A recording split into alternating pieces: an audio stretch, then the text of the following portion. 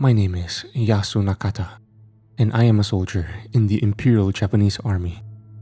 After I finished my training at age 19 back in September 1941, I joined as a fresh but also very strong-willed recruit in IJA.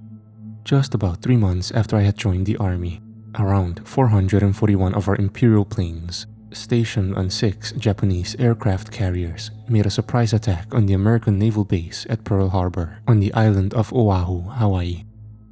After that, both the Imperial Army and Navy stormed through most of Southeast Asia, conquering most of it in about 6 months, along with some smaller islands in the Western Pacific, which mainly belonged to the US. One of the countries that our Imperial forces invaded after the attack on Pearl Harbor was the Commonwealth of the Philippines, a puppet nation of the United States. The invasion of the Philippines began on December 8, 1941, just 1 day after the Pearl Harbor attacks.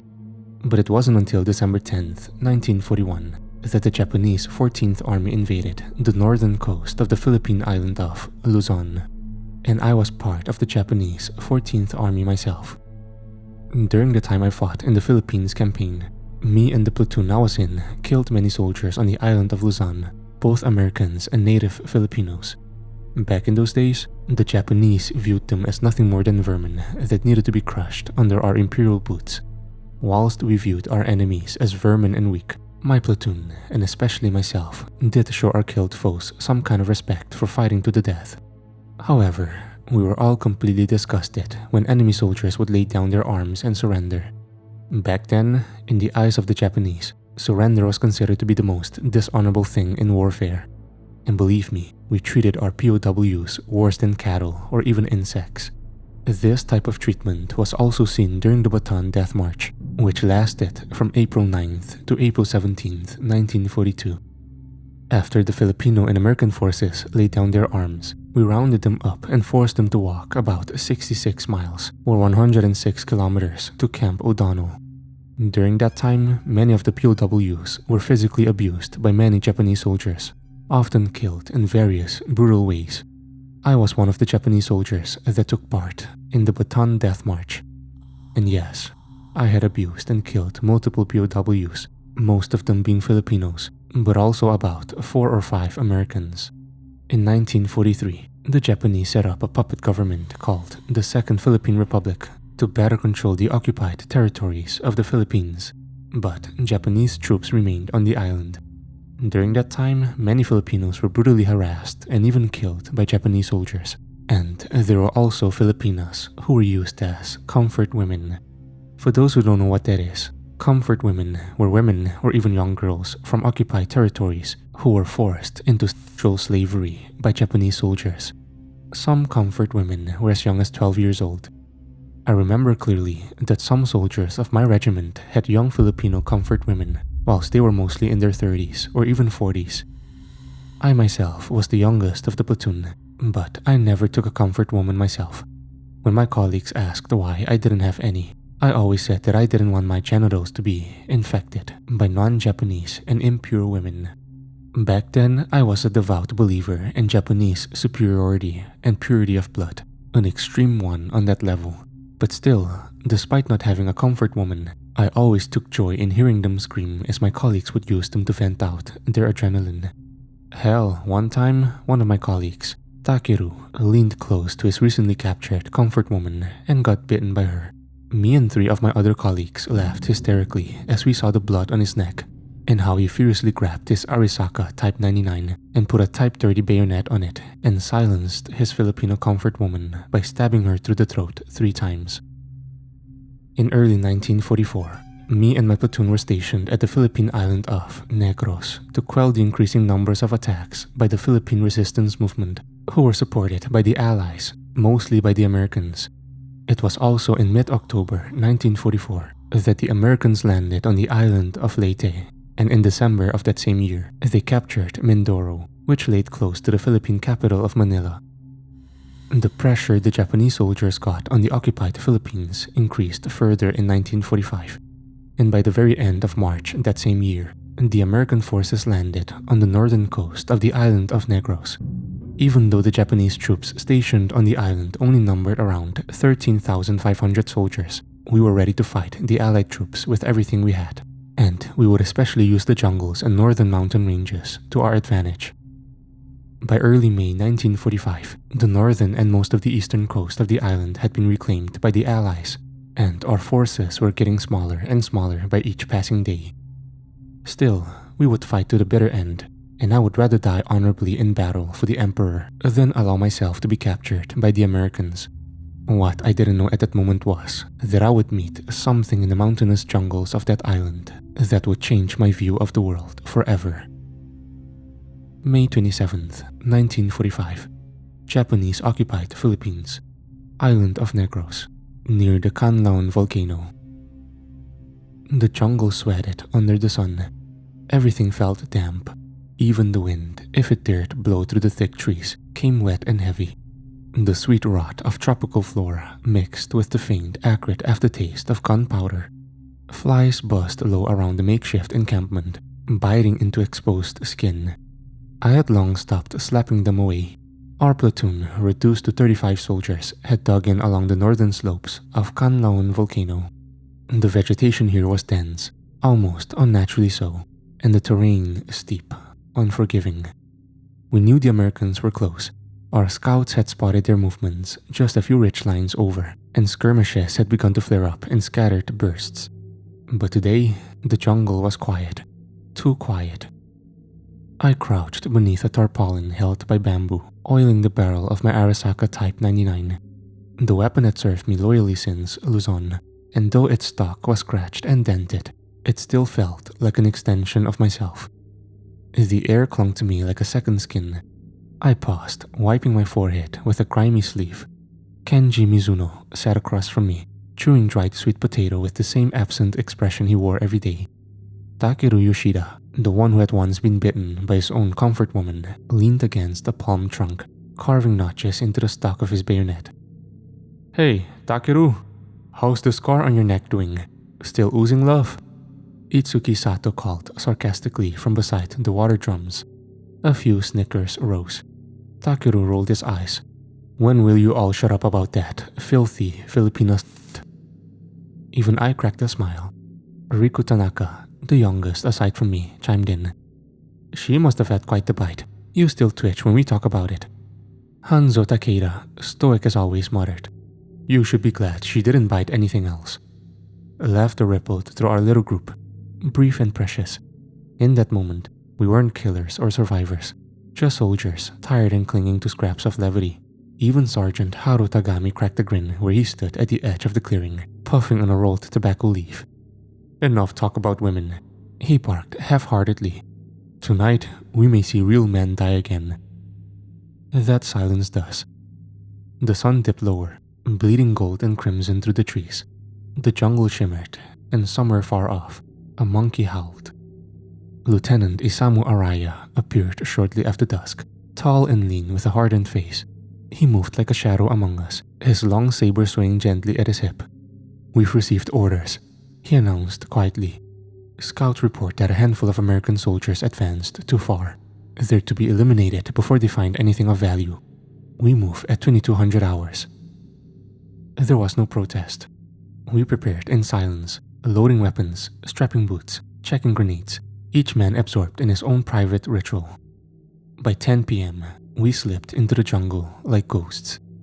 The northern slope was steep and knotted with twisted tree roots. We hiked slowly in tight formation. The forest was darker than pitch, our path lit only by small oil lanterns and a few scarce moonbeams that escaped the foliage above. Every so often, I caught flashes of glowing insect eyes in the distance. Strange animal cries echoed off the trees, high-pitched and guttural, unlike anything I'd heard before. But I chalked it up to nerves. Jungle paranoia was nothing new. "Do you smell that?" Itsuki whispered behind me. I did. Rot. Faint but thick. Something dead was nearby. "I think we're close," said Kenji. And we were. Just past the ridge, the lieutenant signaled for us to stop. 2 scouts moved ahead, crouching low. Gunshots. 3 sharp cracks. Then silence. More shots, louder this time. A man screamed. and we searched forward. What we found was a small American unit. 6 soldiers, poorly hidden, now laying in pools of blood. One was still alive, gasping through shattered lungs. I stepped over him. "Good kill," Sergeant Tagami muttered. "Serves those Yankees right." But something felt wrong. No firefight had lasted this short. The scouts who initiated the ambush hadn't returned. There were no signs of counterfire, only silence. The jungle, once alive with nocturnal sounds, was completely dead. I hadn't noticed it before, but now it clawed at my awareness. No crickets, no birds, no wind, just breathing. Hours, and the rot, stronger now, closer. Kenji turned, slowly. "Where are Matsuda and Inoue?"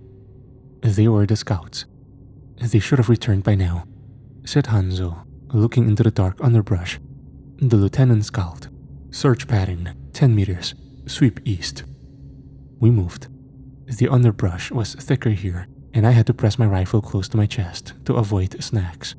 Leaves brushed my face like wet cloth, and my boots sank into moss and mud. A sound, rustling, behind me. I spun. Nothing. "Kenji?" I whispered. No answer. "Itsuki?" Silence. I turned to regroup, and saw no one. Only jungle, pressing in like a living thing. "Sergeant?" I called out louder. A faint rustle. This time from behind me. I didn't turn right away. My breath hitched. Then I heard it. A low guttural growl, deep enough to rattle the earth beneath my boots. I turned. Eyes, glowing white, hovering in the dark like lanterns, motionless, unblinking. I raised my rifle. "Riku!" Someone hissed behind me. The flashlight flicked on, and it saw us. I stood frozen. The jungle breathed around me, thick with sweat and fear. And there they were, eyes, not reflective like those of a jungle cat. No, these growled, pale, ghostly white, set far apart, nearly at shoulder height, but too tall, far too tall for any creature I'd seen in these jungles. They didn't blink, didn't move, just stared. The beam from Riku's flashlight wavered as he stepped forward, voice barely a whisper. "What the hell?" Riku said in a low voice. The jungle swallowed the rest of his words. Suddenly, the eyes vanished. Not as if they turned. They simply disappeared into the black. We stood in stunned silence for several moments. Rifles raised, hearts pounding. The sergeant's voice finally came, low and sharp. "Back. Regroup. Now." We moved like ghosts in reverse. No one spoke. No one dared. When we found the others, Lieutenant Araya, Takeru, Hanzo, and a few others, we realized with sickening weight that 4 more men were gone. No shots, no screams, just gone. "We're splitting up," the lieutenant said. "Group of 10 with me. Tagami, take your squad west and sweep to the ridge line. If it's the Americans picking us off, we'll flush them." "Sir?" Sergeant Tagami replied, hesitating only slightly before motioning for me, Kenji, Takeru, Riku, Itsuki, and Hanzo to follow. We moved west in a tight, disciplined line. May 28th, 1945, 1:13 a.m. The jungle was quieter than I had ever known it, even in Luzon, during ambushes at night. There were insects, always something. But now, it was as if the forest itself held its breath. Not a leaf stirred. The only sound was the squish of boots in damp soil, and the occasional strained breath. We found Private Shinji halfway down the ridge. At least, what was left of him. His body was slumped against the tree, his neck twisted nearly 180 degrees, jaw slack and broken white. His uniform had been torn to ribbons, and his stomach, it had been opened. His intestines dragged out in coils that glittered wetly in the flashlight's beam. Flies had already begun their work, despite the fresh blood. Itsuki threw up. Kenji stepped back, eyes wide. What the fuck did this? Takeru hissed. I couldn't answer. None of us could. Animals don't do this, said Hanzo grimly. Not like this. This is rage. Sergeant Tagami crouched by the corpse, his face pale under his helmet. No bullet wounds, no shrapnel, just torn open, clawed. Riku crouched beside him, staring at the claw marks on the bark behind the body. This tree is nearly 30 centimeters thick. Something dug into it. Something heavy. Something big. Tagami stood, his voice hollow. We're leaving. We need to regroup. We need more men. But before Tagami could finish his sentence, we heard it. A scream. Close. Takeru's head whipped around. That was Suzuki. We ran. Flashlights danced wildly over the jungle floor, branches slapping against our faces, adrenaline driving us forward. The scream had come from just over the hill. We crested it and found nothing. No Suzuki. Just more silence. More dread. That was when the jungle began to change. It was subtle at first. The air felt heavier. Each step felt like trudging through water. The vines hung lower, thicker. Trees grew in warped patterns, as though resisting something unnatural. Even Sergeant Tagami, who led us through hundreds of kilometers of jungle over the years, seemed uncertain. This doesn't feel like the same place. We checked our compass. The needle spun uselessly. What the hell? Muttered Kenji. The volcano, Hanzo said slowly. It's set to mess with magnetic fields, right? That's not a freaking volcano trick, said Takeru. This place is cursed. We didn't know it then, but we'd crossed some invisible threshold. Stepped into something older, fouler. We kept moving. At 2:36 a.m., we found the rest. The rest of the platoon. All 22 of them. Their bodies were sprawled in a grotesque semicircle before a gaping black maw in the side of the mountain. A cave, its entrance like a wound in the earth. The corpses were in various states of mutilation. Some were torn clean in half, intestines steaming in the cool night. Others had their heads crushed or arms ripped off. American dog tags lay among them. Even a few Filipino fighters were there, likely resistance, now indistinguishable from the rest. The stench was unbearable. No gunshots had been fired. None of them had even defended themselves, their weapons still slung over shoulders, fingers still curled on unused triggers. They had never stood a chance. Oh my god, Riku said, dropping to his knees. They were slaughtered. Sergeant Tagami walked slowly toward the cave's opening, his boots squishing in the thick, blood-soaked moss. Then we heard it. A low growl. Long, deep, like the rumble of a mountain about to collapse. I turned instinctively toward the trees, and there they were again. Eyes. Dozens of them. No, not dozens. One pair. Massive. Unmoving. Flashlights, Tagami whispered hoarsely. Riku and Itsuki raised theirs. And what they revealed. Gods help us. The light from Riku's and Itsuki's flashlights pierced through the jungle like trembling fingers. And there it stood. The creature. At first, it looked almost like a gorilla. But it was wrong. All wrong. Its proportions were unnatural, stretched, wrongly human. It stood on two legs, towering at least 3.6 meters tall. Its shoulders hunched, yet massive, almost scraping the branches overhead. Its long arms hung like pendulums, ending in grotesque claws, long, cracked and black as volcanic stone. The creature's fur was matted and thick, black as midnight. But what struck me most was its face. It was intelligent. A simian snout, yes, but its pale, lidless eyes glowed with awareness. Its mouth was stretched into something that resembled a grin. Rows of jagged yellow teeth set into a long, flat maw. Dried blood coated its chest. It had been watching us. Tagami raised his rifle. Fire! The jungle exploded with the deafening cracks of Arasaka rifles. Muzzle flashes lit up the trees like lightning. I fired, heart pounding, aiming center mass. The creature staggered. Then it charged. It moved like nothing I'd ever seen.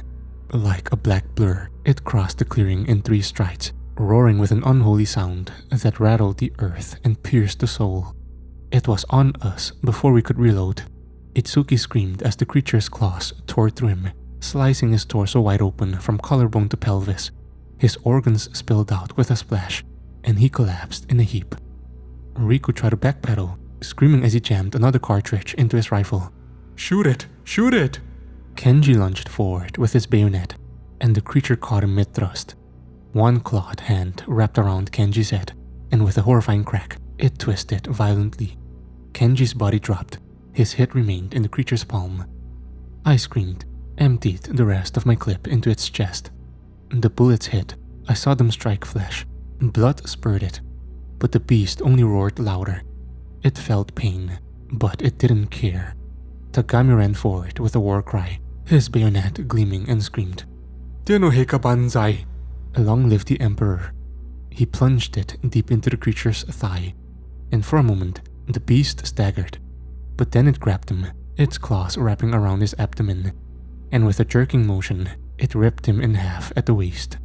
His torso dropped beside me, eyes wide, blood pouring from his mouth. Hanzo pulled the pin on a grenade and hurled it. The explosion blew off part of the creature's shoulder. It reeled back, snarling. A chunk of its fur burned, revealing pulsing black muscle beneath. We thought, for one awful second, that it might go down. Then it roared.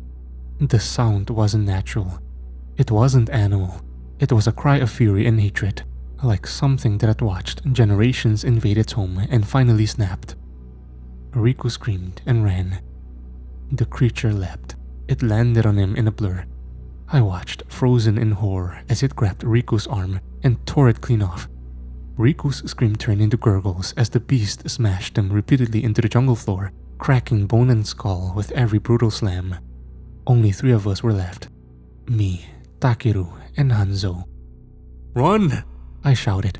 We sprinted, stumbling over roots and bodies. The jungle flew past in a blur of green and red.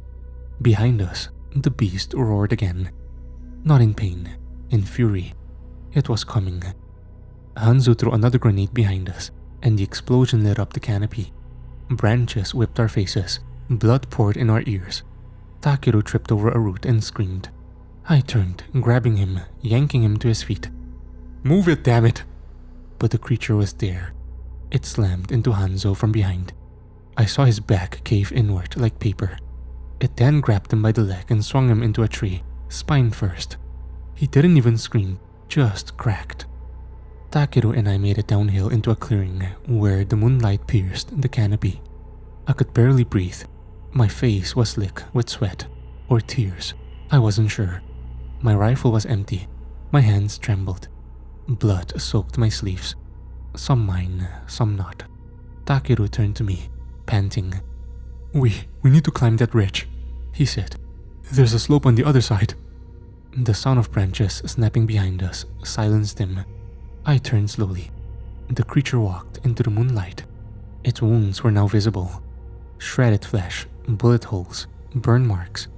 And yet, it still moved. And worse, it was smiling.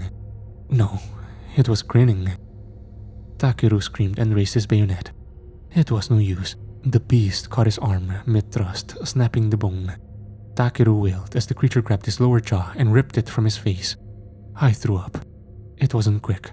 It played with him, tearing flesh, pulling sinew like taffy, breaking bones one by one. Takeru's screams faded into gurgles. Then silence.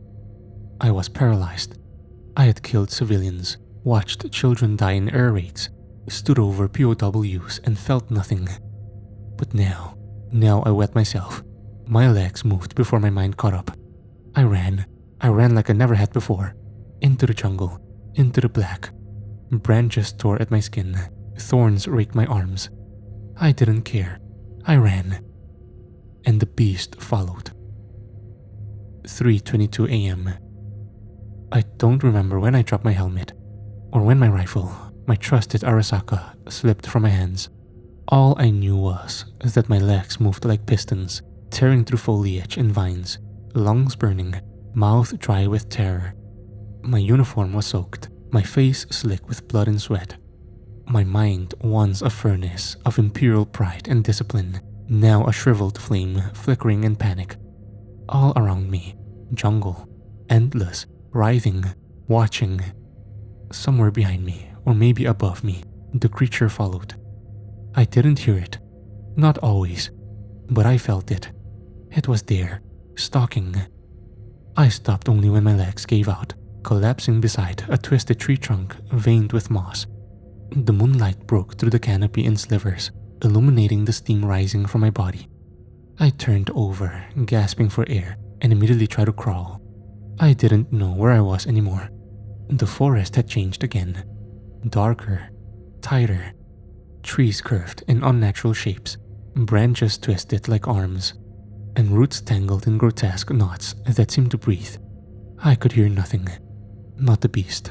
Not yet. A voice. Faint. Whispering. At first, I thought it was the wind. But no. It said my name. Yasu. Yasu. My heart slammed in my chest.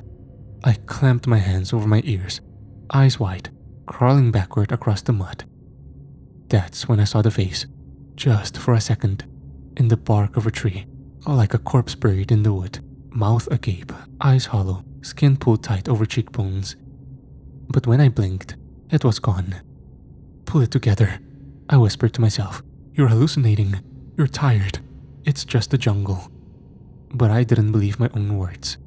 I stood, using a vine for support. My legs shook, my knees buckled. I forced one foot forward, then another. East. I had to hit east, toward the rising sun, toward light, toward safety. I walked. I stumbled. I wept. 4:30 a.m. I don't know how far I had gone. The jungle warped around me, playing tricks on my mind. I found myself passing the same tree twice, a massive banyan whose roots spread like tentacles. I knew it was the same tree. I'd carved a line into its bark the first time. And yet, here I was again. Was the beast leading me in circles? Was I already dead? Was this some hell for the sins I had committed in Luzon? A scream, distant, tore through the trees. A voice I recognized. Takeru's. But he was dead. I'd seen him die. I dropped to my knees and covered my ears again. No, you're not here. You're not here. But the jungle laughed. It laughed. Yasu. Yasu.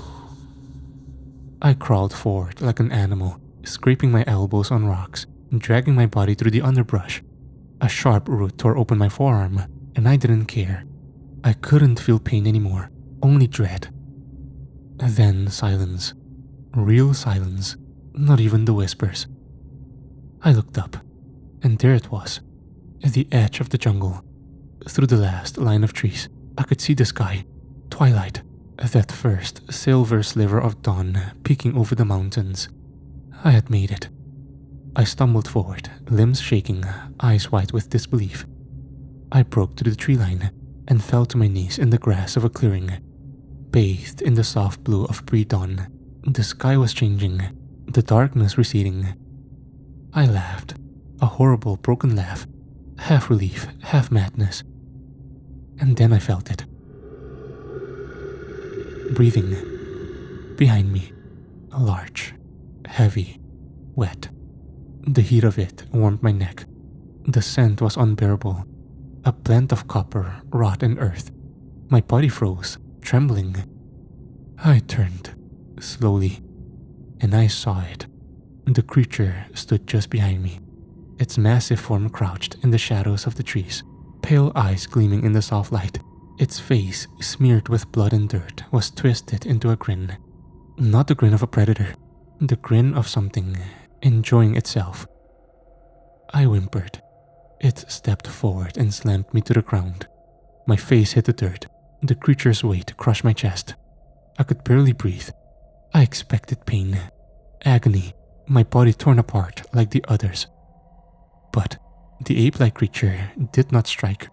It leaned in, its massive maw just inches from my face, and it smiled. I stared into those pale, unblinking eyes, and I saw intelligence, malice, recognition. It knew I was the last.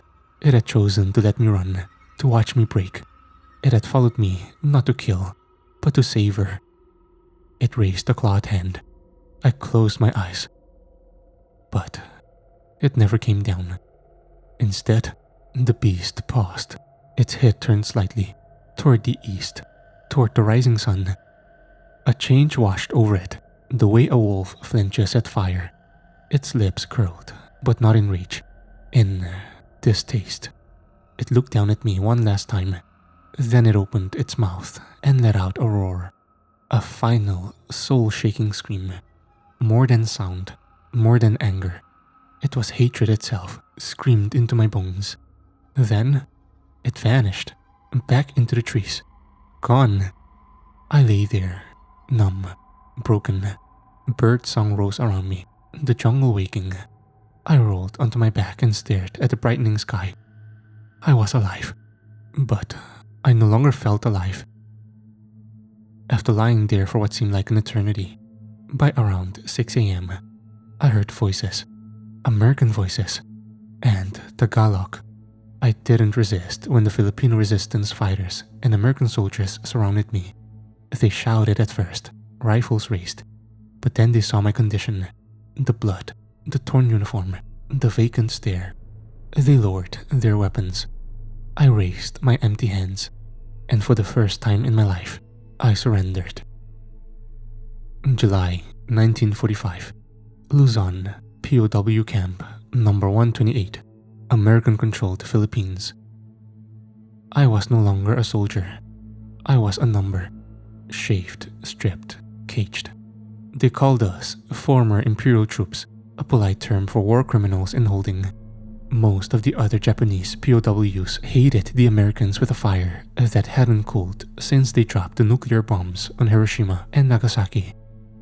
But not me.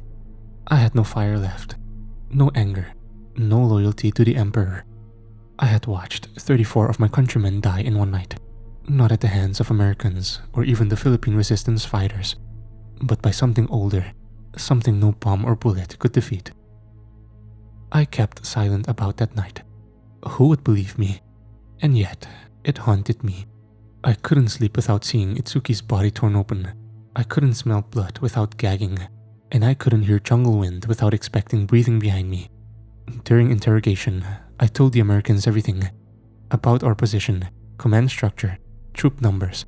I wanted them to win, because whatever we had been, we had also awakened something that should have been left buried. I confessed to war crimes. I admitted what I had done during the Bataan Death March.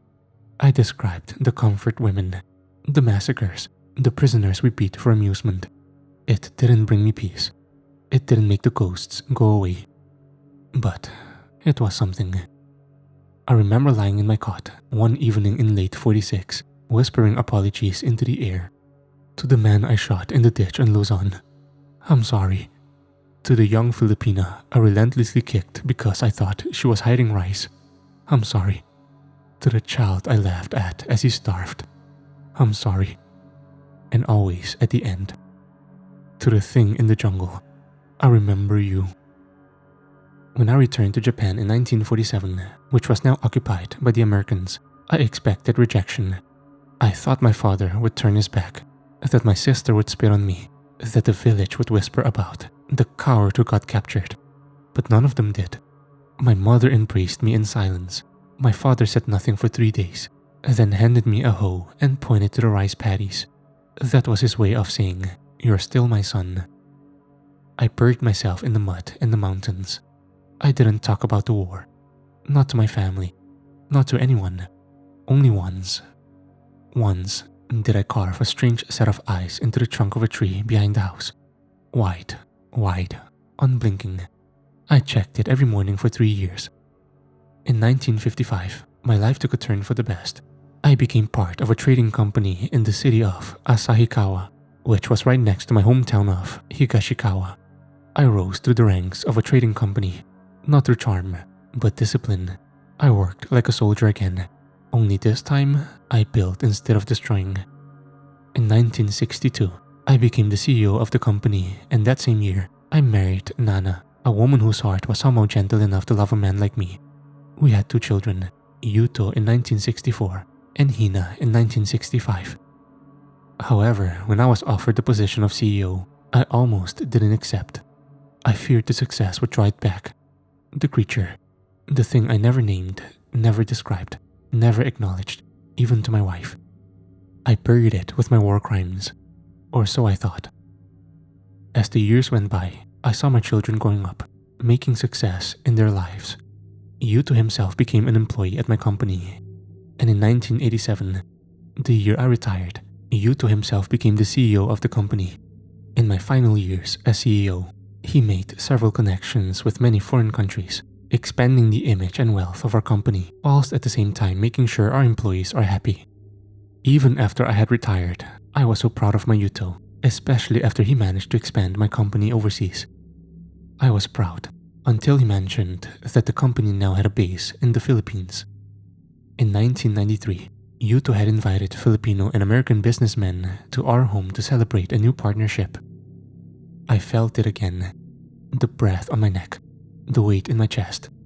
That night, the guests toasted to our legacy. They praised me. They praised me for my hard work for the business company. And I stood up, trembling, and I told them everything. I told my wife, my children, the Americans, the Filipinos. I told them about my days as an extremist Japanese soldier on the occupied Philippines during World War II and the monstrous acts I committed on POWs, Filipinos and Filipinas, no matter their age.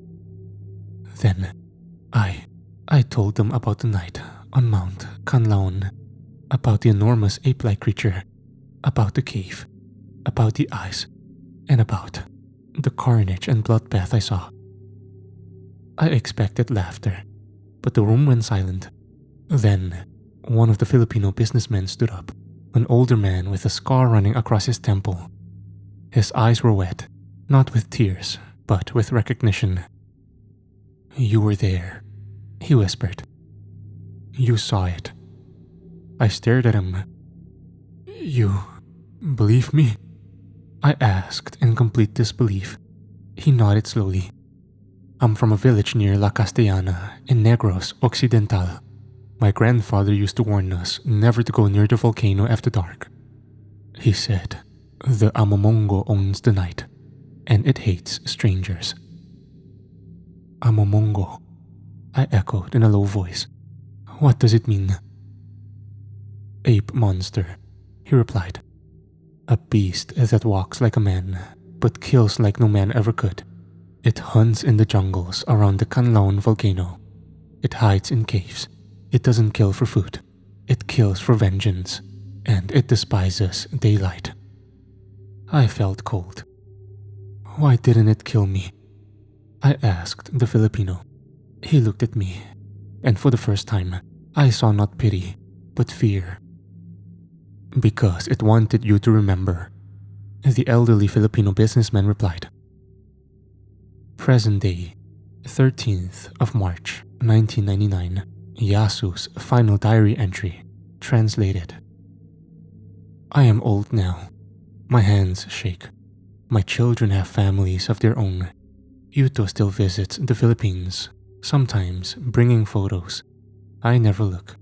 There are days I wake from sleep, drenched in sweat, certain I heard it again, the breathing. Sometimes I sit by the tree where I carved those eyes, now nearly grown over, but not gone, never gone. And always, as night falls, I check the eastern edge of the woods. Because I know one day, when my body is too slow, when my heart is too weak, it will come for me. And this time, there will be no sun, or even a twilight.